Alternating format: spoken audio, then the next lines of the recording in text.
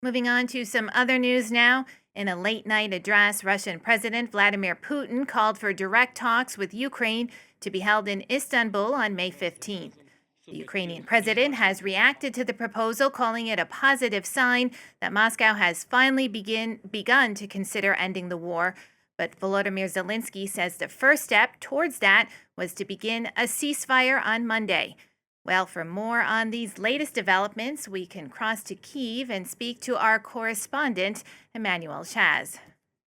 Now, Emmanuelle, a lot has been happening in the last 24 hours. The Ukrainian president now saying that Kyiv is prepared for direct talks, but that he expects Russia to confirm a full, lasting, reliable ceasefire to start on Monday.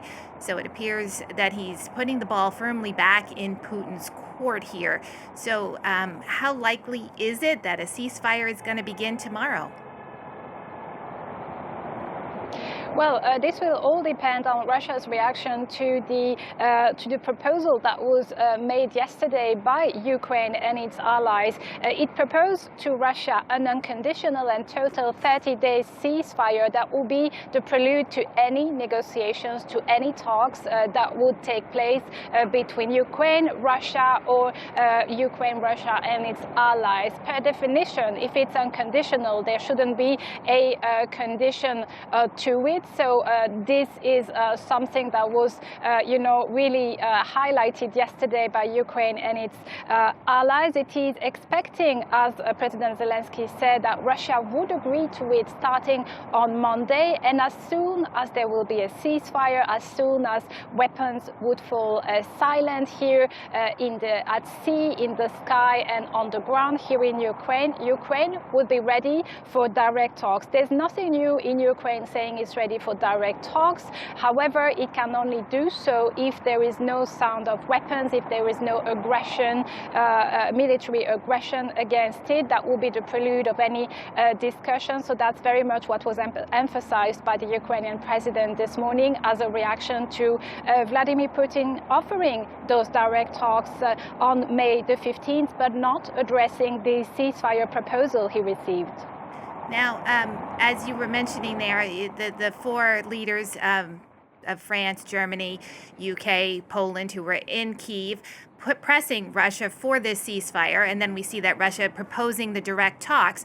But why are they proposing them now? Is this the threat of the sanctions that came out from those meetings? I mean, the French president said that, this looks like Putin is looking for a way forward, but he's also trying to buy time.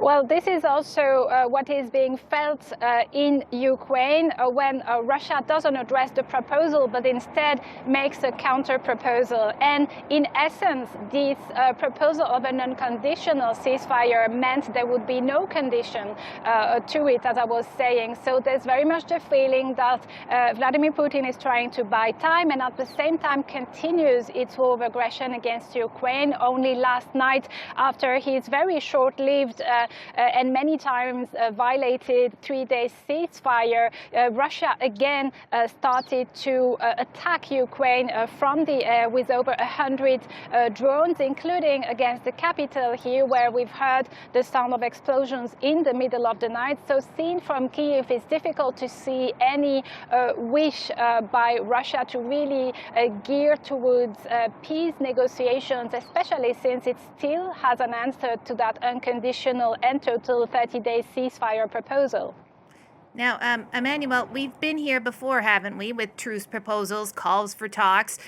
What makes this time different, and what's the reaction been there in Kyiv from the latest developments?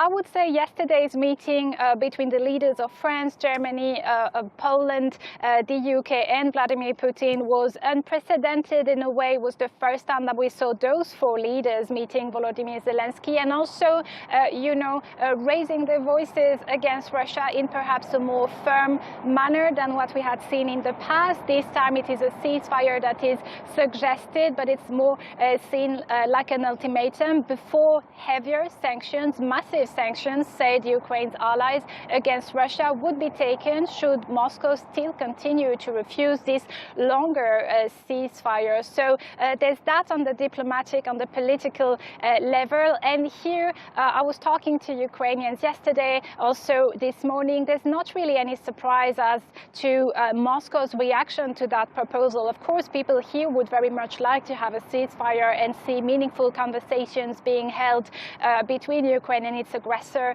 to stop the war, but there's not much faith in Russian words so far. Thank you so much, Emmanuelle. We're going to have to leave it there. That's France 24's Emmanuelle Chaze reporting for us in Kyiv.